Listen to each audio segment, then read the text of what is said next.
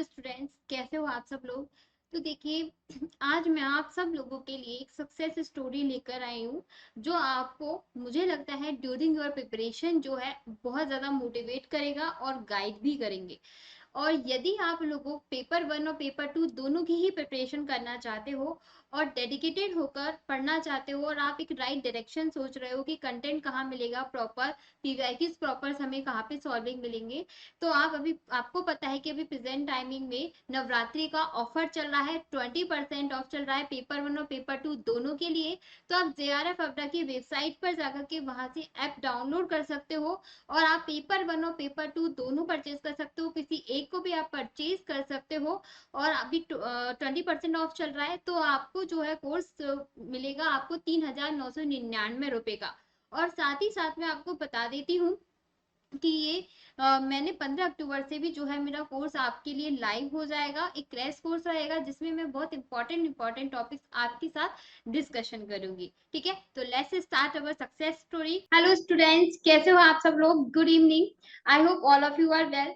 तो जैसा कि मैंने आपको अपनी लास्ट क्लास में बताया था कि आज मैं आप लोगों के लिए एक सक्सेस स्टोरी लेके आने वाली हूँ और एक ऐसे शख्स से मैं आपको मिलाने वाली हूँ जिन्होंने 2006 के बाद डायरेक्ट 2016 में अपनी पढ़ाई जो है वो रीस्टार्ट की। और रीस्टार्ट ऐसे की कि धुआंधार बस गोल्ड पे गोल्ड, गोल्ड पे गोल्ड जो है इन्होंने अचीव किया कि 3 नेट कर ली, एक JRF कर लिया, एक बार NSSC निकाल ली। मतलब क्या बात है। यहाँ तो एक बार नेट नहीं हो रहा लोगों से और मतलब 3 3 बार कर दिया।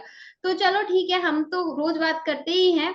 तो कैसे जो है वो विजय जी ने ये सब कुछ अचीव किया, क्यों गैप हुआ इनकी लाइफ में, क्या हुआ था, ये सब हम इनसे डिस्कशन करते हैं। फर्स्ट ऑफ ऑल, हमसे जुड़ने के लिए और बच्चों को मोटिवेट करने के लिए हम विजय जी का बहुत बहुत धन्यवाद देते हैं।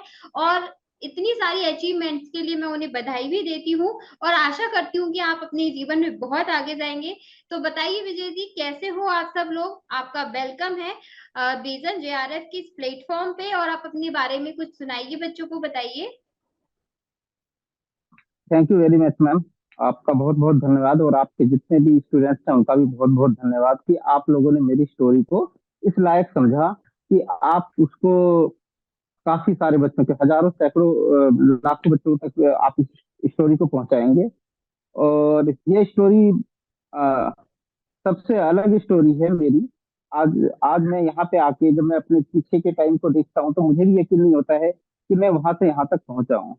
हालांकि ये कोई सक्सेस स्टोरी नहीं है, ये मेरे जीवन में वन बाय वन एक एक करके चीजें आती हैं और मैं उनको अचीव करने का अब मैं उस मोड में हूँ कि मतलब इन चीजों को धीरे धीरे मैं अचीव करता जा रहा हूँ। तो एक बार फिर से मैं मैडम आपका और आपके बच्चों का धन्यवाद देता हूँ। और मैम, जैसा कि आपने बताया कि मैंने 2006 से पहले भी मेरी एक छोटी सी स्टोरी थी। 10th क्लास में मुझे बिल्कुल पढ़ाई में मेरा बिल्कुल मन नहीं लगता था। क्रिकेट खेलना मेरे को बहुत पसंद था। मार्क्स आए थे मेरे 39%, जो इससे ज्यादा पुअर कुछ नहीं हो सकता। मुझे शर्म आती है आज भी वो अपनी रिपोर्ट कार्ड देख के। 12th के अंदर मैंने थोड़ा मेहनत किया। वो इसलिए कि मुझे कॉलेज में एडमिशन लेना था। दिल्ली का रहने वाला हूँ। दिल्ली यूनिवर्सिटी में एडमिशन लेना था तो मैंने मेहनत की वहां पे। उस समय 2003 के अंदर मेरे 63% नंबर आ गए थे। तो उस समय पर कट ऑफ कम जाती थी तो एडमिशन हो गया दिल्ली यूनिवर्सिटी के अंदर। और उसके बाद 1 साल तक कॉलेज की लाइफ मैंने एंजॉय की और उसके सडनली मेरे पिताजी की नौकरी चली गई। और नौकरी जाने के बाद मुझे रेगुलर कॉलेज भी पार्ट टाइम मोड पे मुझे करना पड़ा। और उसका इफेक्ट इतना बुरा पड़ा कि एक बार फिर से मेरे नंबर ओनली 43% रह गए, बहुत कम थे। उसके बाद भी घर के हालात सुधरे नहीं। और कहीं ना कहीं मैंने भी मान लिया कि कोई एग्जाम पास करना या बड़ा आदमी बनना या नौकरी पाना ये सब लक लक है, और लक के आगे हम कुछ नहीं कर सकते। धीरे धीरे लाइफ मैंने जॉब स्टार्ट कर दी। धीरे धीरे लाइफ आगे बढ़ी। मैरिज भी हुई मेरी। मेरी मैरिज हुई 2009 में। उसके बाद 2013 में एक एक बेटे का बाप भी बना। 2015 तक आते आते काफी चीजें मेरी लाइफ में चेंज हो गई थी। मैं दिल्ली में होने वाली घटनाएं, चाहे वो निर्भया हत्याकांड हो, चाहे वो आपका बीजेपी की आने वाली गवर्नमेंट हो, और चाहे फिर आपका अन्ना हजारे का आंदोलन हो, उन सब चीजों का मेरे ऊपर काफी प्रभाव पड़ा।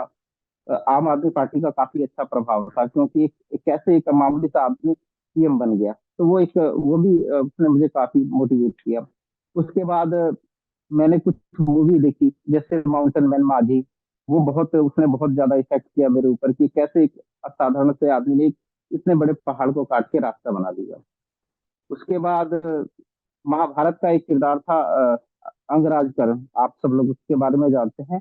कैसे उसने विपरीत स्थितियों में कैसे आपका राजनीति से और आपका जो भी युद्ध से संबंधित शिक्षा है उसने ली।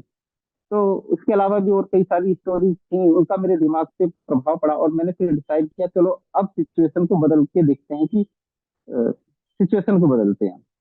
मेरे 43% मार्क्स थे, वो मुझे कहीं आगे नहीं बढ़ने दे रहे थे, सिवाय मेरे पास एक ही चाह रहा था कि मैं इग्नू से जाके एमए करूं, क्योंकि और किसी यूनिवर्सिटी में जाता तो वो मुझसे 55% मार्क्स मांगते। तो फिर मैंने इग्नू में एडमिशन लिया, और वहां पे कोशिश यही थी कि 55% मार्क्स कम से कम मुझे किसी भी कीमत में लेके आने हैं, अगर मुझे आगे बढ़ना है।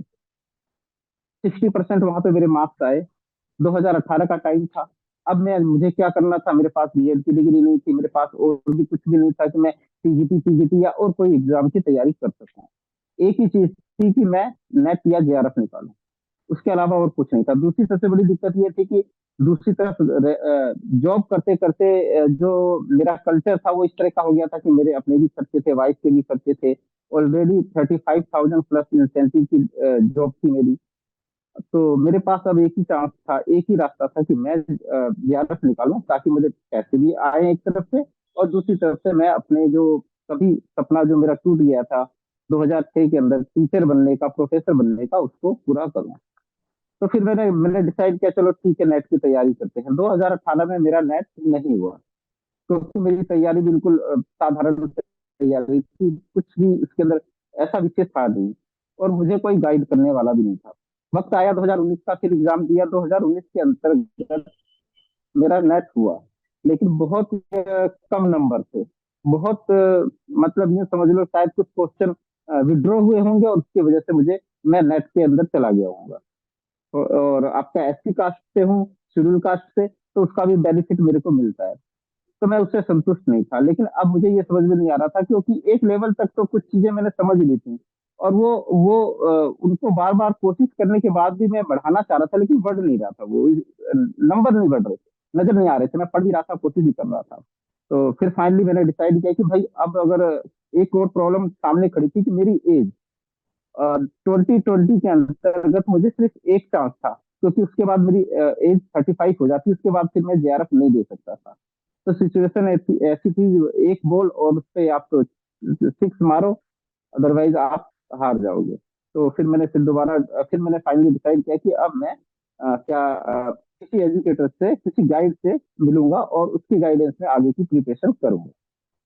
टाइम बहुत कम था, सिक्स सिक्स मंथ से। तो फाइनली मैंने प्रीति मैडम की कई सारे एजुकेटर के मैंने देखे यूट्यूब पे। तो प्रीति मैडम है, वो एक अलग प्लेटफॉर्म पे पढ़ाया करती थी राजस्थान में। वहां पे मैंने देखा मुझे उनका पढ़ाया हुआ मुझे समझ में आया। फिर बाद में मुझे पता चला कि वही प्रीति मैडम किसी और प्लेटफॉर्म पे, मैं उसका नाम नहीं लेना चाहूंगा, वो आजकल बहुत फेमस है वो प्लेटफॉर्म। आप लोग शायद समझ भी जाएंगे इशारे से। राजनीति से बहुत ज्यादा सक्रिय जुड़ा हुआ है, राजनीति बहुत होती है वहाँ पे। तो उस वहां पे वो मैडम, प्रीति मैडम आप आई। तो फिर मैंने डिसाइड कर लिया ठीक है, मैं अब प्रीति मैडम की गाइडेंस लूंगा। तो वहां पे फिर मैंने आप प्रीति मैडम से गाइडेंस ली, और वहां पे लगभग मैडम ने 4 यूनिट करवाए। तो 4 यूनिट करवाने के बाद जो एग्जाम दिया था उसमें मॉर्निंग में मुझे पता चला कि मेरा नेट हो गया है, और इवनिंग तक जो एनएसएससी वाली लिस्ट थी उसके अंदर भी मेरा नाम आ गया था। तो मेरी एक प्रॉब्लम वहां पे सॉल्व हो गई। लेकिन फिर भी मैंने दोबारा ट्राई किया। फिर बाद में मैडम से पढ़ने का मौका नहीं मिला मेरे को, लेकिन फिर उसके बाद और भी कई सारी चीजें मैं ऐड की, कुछ बुक्स लेके आया पब्लिक एडमिनिस्ट्रेशन को, और डीप जाके मैंने स्टडी की। और जो नए टॉपिक्स हैं, चाहे वो आपका आधुनिकतावाद हो, चाहे आपका विकास से संबंधित हो, कुछ टॉपिक्स थे जहाँ पे मैं वीक था, तो मैंने उनको भी किया। और उसके बाद फिर मेरा जेआरएफ हो गया। और अब ये सिचुएशन है कि मैं इतने कॉन्फिडेंस में रहता हूँ कि मैं बिना 4-5 महीने पढ़े भी नेट का एग्जाम क्लियर कर सकता हूँ, जो लास्ट टाइम मैंने किया भी था। ओके। तो मतलब आपने 3 बार नेट वगैरह सब कर लिया है, तो बहुत ही मोटिवेशन जो है वो आपकी लाइफ जर्नी रही है कि सारी चीजें जो है वो एक तरफ इंडिकेशन करती है कि हमारा डिटर्मिनेशन सब कुछ बदल सकता है, मतलब we can do everything, nothing is impossible, मतलब कुछ भी ऐसा नहीं है जो नहीं हो सकता, एवरीथिंग इज पॉसिबल। ओके, तो मैं विजय जी आपसे कुछ पूछना चाहती हूँ, शायद वो बच्चों के क्वेश्चन, हाँ बिल्कुल बोलिए। एक बात और कहना चाहूंगा मैम आपके बच्चों से कि फर्स्ट ऑल ऑफ फर्स्ट आप कोई भी बच्चा ये सोचे कि कोई एजुकेटर या कोई टीचर किसी बच्चे को एग्जाम पास करवा सकता है, तो वो कभी भी पॉसिबल नहीं है। मैं इस चीज को बहुत अच्छे से मैंने महसूस किया है। एग्जाम तो आपको ही पास करना है, आप एग्जाम आप ही पास करोगे, लेकिन यही कि एक अच्छी गाइड मिलेगा, एक अच्छा एजुकेटर मिलेगा, अच्छे से आपके कॉन्सेप्ट क्लियर होंगे, थोड़ी समझ में आएगी तो आपके एग्जाम फिर क्लियर होंगे। बिल्कुल सही बात है कि कोई भी एजुकेटर जो है, वो कोई भी टीचर जो है या कोई भी एक बुक वगैरह कोई भी आपका सिलेक्शन नहीं करवा सकता, क्योंकि एजुकेटर को हमारी वीडियोस को हजारों लाखों लोग देखते हैं, पर हर किसी का नहीं सिलेक्शन नहीं होता विजय जी। सिलेक्शन उसी का होगा जो बिल्कुल डेडिकेटेड होकर उसको पढ़ाई करेगा, तो मेहनत तो बिल्कुल। आपको खुद को ही करनी पड़ेगी, तपना आपको खुद को ही पड़ेगा। हम सिर्फ ऐसा गाइड आपकी हेल्प बिल्कुल। कर सकते हैं। तो बहुत अच्छी बात जो है वो आपने कही है। तो अभी हम हमारे बच्चों के कुछ छोटे छोटे क्वेश्चंस हैं जो मैंने नोट डाउन कर रखे हैं कॉपी में, तो वो आप बच्चों की हेल्प करना। तो आप पहले मुझे ये यस बताइए मैम। कि आपने पेपर वन किस तरह से किया, मतलब कहाँ से आपने पढ़ा, और कौन से टॉपिक जो है वो आपको काफी इजी लगे, कौन से आपने टॉपिक छोड़े थे, कौन से टॉपिक आपको टफ लगे। तो पेपर वन की जो जर्नी है वो बताइए, कोई बुक पढ़ी है आपने, मतलब क्या करना चाहिए बच्चों को। पेपर वन के अंदर अंतर्गत मैम, आप अगर सबसे पहला तो आपका रिसर्च एप्टीट्यूड आता है मैम। तो रिसर्च एप्टीट्यूड को बहुत ज्यादा डीप पढ़ने की जरूरत नहीं है, क्योंकि वहां पे से जो क्वेश्चन आते हैं तो कुछ क्वेश्चन ऐसे भी आ जाते हैं जो बुक्स में नहीं होते हैं। तो वहां पे थोड़ा सा आपको दिमाग जरूर लगाना है। ठीक है, आपके संग आपका व्यवहार कैसा होना चाहिए स्टूडेंट्स के साथ। आप अपने आप को एक टीचर जज कीजिए और फिर उस क्वेश्चन को समझने की कोशिश कीजिए, आपको पता चल जाएगा कि इसका क्या उत्तर होगा। तो मैंने कभी भी रिसर्च एप्टीट्यूड को इतना ज्यादा डीप नहीं पढ़ा, और वहां पे मेरे क्वेश्चन मैक्सिमम सही होते थे। उसके अलावा रिसर्च एप्टीट्यूड के लिए अलग अलग बुक्स आती हैं, बीएल फडिया की आती हैं, और भी कई सारी बुक्स आती हैं, आप वहां से कोई भी एक बुक लेके पढ़ सकते हैं। अच्छी बुक्स हैं, डीप नॉलेज वहां से आपको मिल जाएगी। इसके तीसरा जो कम्युनिकेशन वाला है मैम, कम्युनिकेशन वाले भी की भी आपको बुक्स मिल जाती हैं। कंबाइन बुक आती है 10 की 10 यूनिट की, तो आप वहाँ उसमें से भी पढ़ लीजिए, आपको कोई दिक्कत नहीं आएगी। पर्यावरण से रिलेटेड अगर आप चाहते हैं तो 90-100 रुपए की एक पतली सी बुक आती है, आप वो खरीद लीजिए, वहां से आपकी तैयारी हो जाती है। क्योंकि आप पॉलिटिकल साइंस के स्टूडेंट हैं, तो आपकी जो सबसे लास्ट वाली यूनिट है वो भी आपकी कवर हो जाएगी। लॉजिक जो है वो मुझे बहुत ज्यादा दिक्कत करती थी, वो आज भी मुझे प्रॉब्लम कर रही है। इसके पीछे उसमें बहुत ज्यादा कुछ समझ में मेरे को नहीं आता, लेकिन मैं कोशिश करूंगा उसमें कि और उसको बेहतर कर सकूं। उसके अलावा डाटा इंटरप्रिटेशन एक बहुत बढ़िया चीज है। अगर आपको अनुपात निकालना आता है, आपको परसेंटेज निकालना आता है, तो आप वहाँ पे 5 में से 5 क्वेश्चन सही कर सकते हैं। तो ये इस तरह के कुछ हैं जो मैंने आपके संग शेयर किया। और कोई पर्टिकुलर हर एक चीज की बुक्स आपको नहीं मिलने वाली है। और आप जब फर्स्ट टाइम मैंने नेट किया था तो मेरे पास कोई इससे एजुकेटर नहीं था। बाद में मैंने इस पेपर वन की भी तैयारी के लिए केपी शर्मा मैडम की क्लासेस ली थी, तो वहां से भी मुझे बहुत सारी हेल्प हो गई थी। ओके, तो मतलब आप ये कहना चाह रहे हो कि कोई भी एक पर्टिकुलर बुक नहीं है जिसमें हमें पूरा सब्जेक्ट मैटर मिल जाएगा, अंडरस्टैंडिंग बेसिस पे भी क्वेश्चंस आते हैं जो हमें सॉल्व करने होते हैं। ओके जी, ठीक है जी। तो आपने बोला कि डीआई जो है वो आपको अच्छा लगता था, और डीआई का यदि आपको कॉन्सेप्ट समझ में आ गया तो आपके पांचों के पांचों जो है वो क्वेश्चन से सॉल्व हो जाएंगे। पर मुझे लगता है ना कि डीआई तो है, लेकिन कॉम्प्रीहेंशन भी काफी इजी होता है, जिसके 5 क्वेश्चन हम सिक्योर मान सकते हैं यदि हम वाइजली उसको सॉल्व करें, तो वो क्वेश्चन भी जो है ना मैं सर कि हाँ इजीली हो जाएंगे, कि 5 क्वेश्चन तो हमारे वहां से हम निकाल ही सकते हैं। ओके देन, तो आगे बढ़ते हैं। चलो मुझे आप ये बताइए कि पीवाईक्यूज ज्यादा बेनिफिशियल है या एमसीक्यूज बेनिफिशियल है, क्या करना चाहिए बच्चों को। मैम दोनों के अपने अपने महत्व हैं। ऐसा नहीं है कि जो एक बार क्वेश्चन आ चुका है तो वो दोबारा नहीं आएगा, वो क्वेश्चन आ सकता है दोबारा, और हर एक एग्जाम में कुछ ऐसे क्वेश्चन होते हैं जो दोबारा आते हैं। और क्योंकि मार्केट में इतने सारी बुक्स हैं, पीवाईक्यू के इतने सारे मटेरियल पड़े हुए हैं, तो ज्यादातर बच्चे पीवाईक्यू पे फोकस करते हैं। तो चाहे नेट या जेआरएफ का एग्जाम हो या कोई भी एग्जाम हो, तो पीवाईक्यू को आप नहीं छोड़ सकते किसी भी कीमत पे, वो तो आपको करने ही होंगे। एमसीक्यू जो होते हैं वो बहुत इंपॉर्टेंट होते हैं, क्योंकि मैम उसके ऊपर बहुत कम लोगों का फोकस रहता है, हर कोई पीवाईक्यू के पीछे भागता रहता है। और जो आप सेल्फ अगर कुछ नोट्स बनाते हैं या आपका एजुकेटर आपको देते हैं वो नोट्स, तो वो आपको बहुत हेल्प करने वाले। तो वो आपको जो एमसीक्यू होते हैं वो आपको कंपटीशन में आगे लेके जाते हैं, और पीवाईक्यू आपको कंपटीशन में बनाए रखते हैं, आपको पीछे नहीं जाने देते हैं। तो इन दोनों में आपको बैलेंस करके चलना पड़ेगा, दोनों ही बहुत ही इंपॉर्टेंट है। बिल्कुल सही बात कही है आपने। चलिए जी, तो नेक्स्ट हम मूव ऑन करते हैं पेपर टू की ओर, जो कि आपका पॉलिटिकल साइंस है।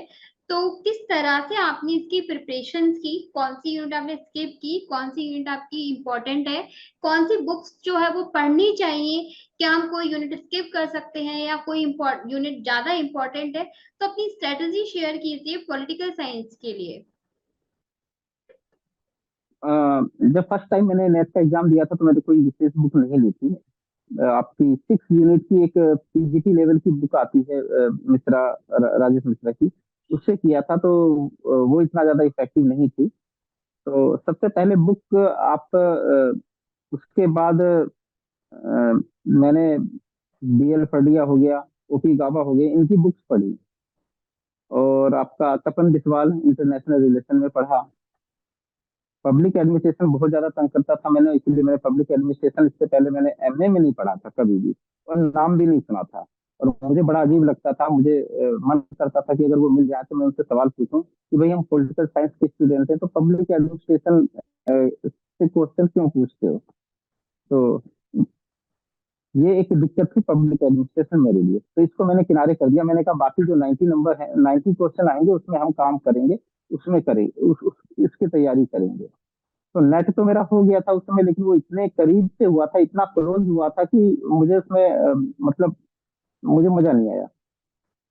और एक चीज और मैंने एनालाइज की कि भाई किसी भी यूनिट के अंतर्गत जो पैटर्न बनता है उसमें 40% तो इजी क्वेश्चन होते हैं, 40% के आसपास ही आपके मीडियम क्वेश्चन होते हैं, और 20% जो होते हैं बहुत हार्ड होते हैं।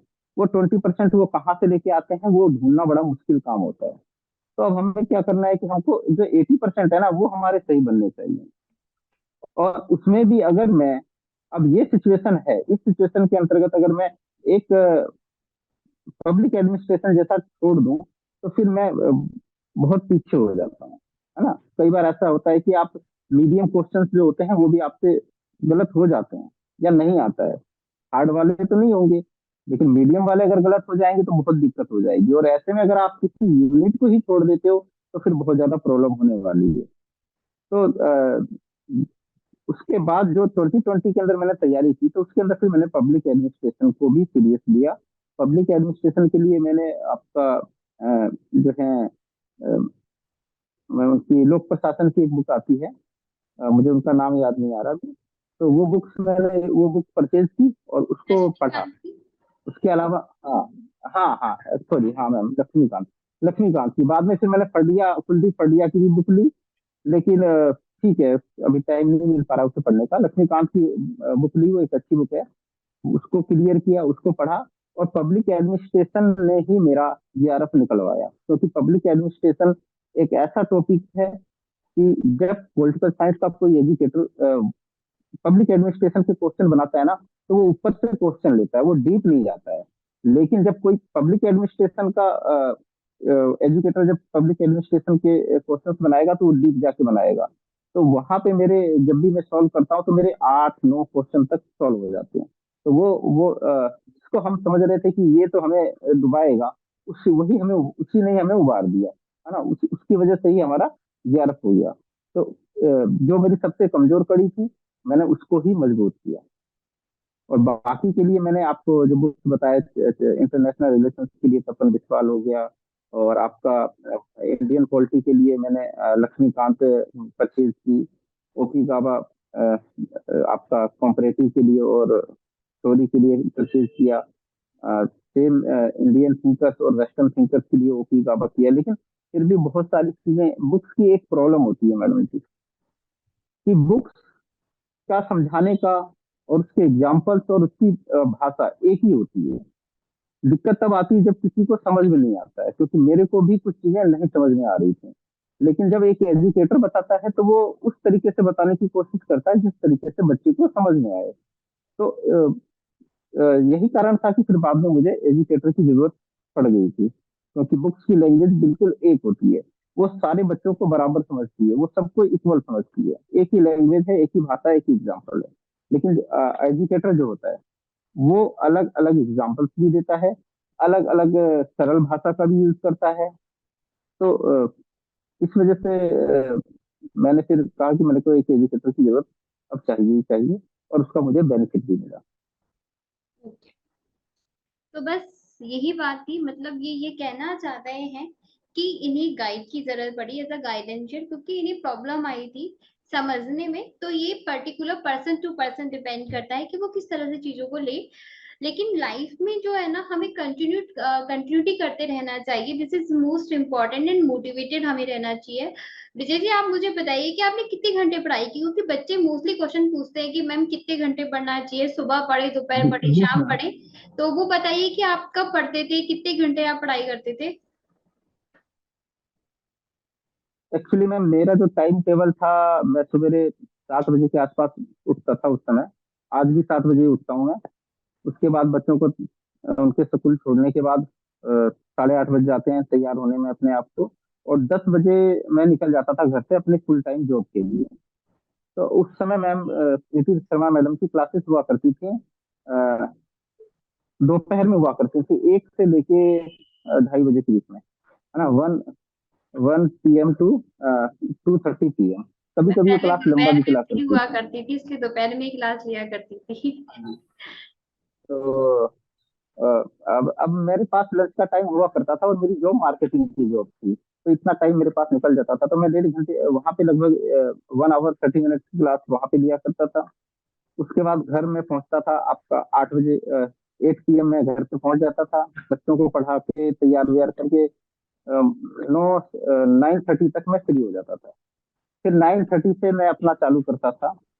और ये फिर वो है कि मैं जब तक मुझे नींद ना आए, और मुझे कभी भी 12 बजे से 1 बजे से पहले नींद ही नहीं आई उस 1 साल के दौरान। तो जब तक मेरी आंख चलती थी, जब तक मैं कंफर्ट रहता था, तब तक मैं पढ़ता चला जाता था। लेकिन अगर ओवरऑल देखें तो किसी भी स्टूडेंट को कम से कम नेट जेआरएफ अगर वो निकालना चाहता है तो 6 से 8 घंटे उसे पढ़ना चाहिए।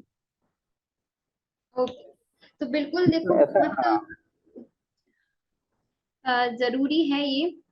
ठीक है कि हम मोटिवेटेड रहें और लाइफ में आगे बढ़ते रहें। टाइम मैटर नहीं करता, कुछ भी मैटर नहीं करता, आपके अंदर मोटिवेशन जो है वो मैटर करता है। बहुत अच्छा लगा विजय जी आपसे मिलकर। आई होप कि स्टूडेंट्स को बहुत हेल्प मिलेगी आपसे कि उन्हें किस तरह से जो है पढ़ना चाहिए, पेपर वन पेपर टू कहाँ से पढ़ना चाहिए, कैसे पढ़ना चाहिए, किस तरह से प्रिपरेशन करनी चाहिए। और टाइम नहीं, कुछ नहीं होता, और एज भी कुछ नहीं होती। Age just is a number, only वो नंबर है और कुछ नहीं होता। आप कभी भी स्टार्ट करो, ठीक है। तभी से आपकी शुरुआत मानी जा सकती है। हम ये सोचते हैं कि हमारा टाइम निकल गया, तो टाइम कभी नहीं निकलता। ठीक है, बस हमारे अंदर वो जुनून होना चाहिए जो हमें किसी भी चीज को सक्सेस दिलाने में मदद करे। बस बहुत अच्छा लगा विजय जी मुझे आपसे। बस लास्ट में यदि आप कुछ मोटिवेशन बोलना चाहते हो मैम, तो आप बोल सकते हो। हाँ मैम, एक चीज और मैं ऐड करूंगा कि जब आप ट्राई करते हैं, जब आप कोशिश करते हैं ना, तो सिचुएशन फिर सुधरना चालू हो जाती है। अ, आखिरी टाइम था जब 2020 के अंतर्गत, जब मुझे अ, एक लास्ट एग्जाम था जब मैं जेआरएफ के लिए दे सकता था। तो मैंने एग्जाम दिया। मेरा एनएफएससी हुआ उस समय। ठीक है, लेकिन अगले साल कोविड की वजह से यूजीसी ने 1 साल और एक्सटेंड कर दिया कि अब 36 एज वाले भी क्या कर सकते हैं, नेट जेआरएफ दे सकते हैं। तो आप जब आप कोशिश करना चाहते हैं तो सब कुछ पॉजिटिव हो जाता है, और फिर आपको कोई नहीं रोक सकता। ठीक है ना। और मैडम बहुत बढ़िया पढ़ाती हैं। मैंने इनसे ज्यादा मुझे पढ़ने का मौका नहीं मिला। 6 मंथ तक मैंने 4 यूनिट कवर की थी मैडम जी के साथ। और उस 4 यूनिट से मुझे काफी पॉजिटिव मिला। कम से कम उस 4 यूनिट में तो मैं कह सकता हूँ कि वहां पे मैंने 80 या 85% तक मैंने स्कोर किया होगा, डेफिनेटली किया होगा। आज भी मेरा उससे ऊपर ही है। तो आप एक अच्छा एजुकेटर होना भी बहुत जरूरी है आप लोगों की लाइफ में। आप चाहे एग्जाम दे रहे हो, चाहे आप नेट जेआरएफ कर रहे हो, चाहे आप कोई कॉम्पिटिशन एग्जाम दे रहे हो, वो बहुत जरूरी है आपकी लाइफ में। तो जब भी आप कोई एजुकेटर चूज करें तो बहुत अच्छे से, बहुत सोच समझ के चूज करें। यहाँ मार्केट में बहुत सारे एजुकेटर हैं, और हर किसी का एक्सपीरियंस इतना बढ़िया नहीं है। मेरा अच्छा था एक्सपीरियंस, तो मैं आप लोगों के संग शेयर कर रहा हूँ। तो इस चीज का जरूर ध्यान रखिएगा आप सब। बिल्कुल, thank you so much Vijay ji आपका। और मेरी तारीफ करने के लिए भी बढ़िया, पर ऐसा कुछ नहीं है, आपको अच्छा लगा, हो सकता है शायद किसी और स्टूडेंट्स को अच्छा भी ना लगे। ये आप पर्टिकुलर थॉट प्रोसेस होती है जो हर किसी की अलग अलग हो सकती है। पर थैंक यू फॉर दिस कि आपने क्रेडिट मुझे दिया, बट सारा क्रेडिट आपके लिए ही है, क्योंकि मेहनत हमें खुद ही करते हैं, जैसा कि आपने स्टार्टिंग में भी बोला था। तो बहुत अच्छा लगा आपसे मिलकर। आई होप गाइस कि आपको भी विजय जी से कुछ सीखने को मिला होगा। और इसी तरह हंसते पढ़ते मुस्कुराते रहिए, इसी तरह से मैं आपके सामने स्टोरीज लेके आती रहूंगी। तब तक टाटा बाय बाय।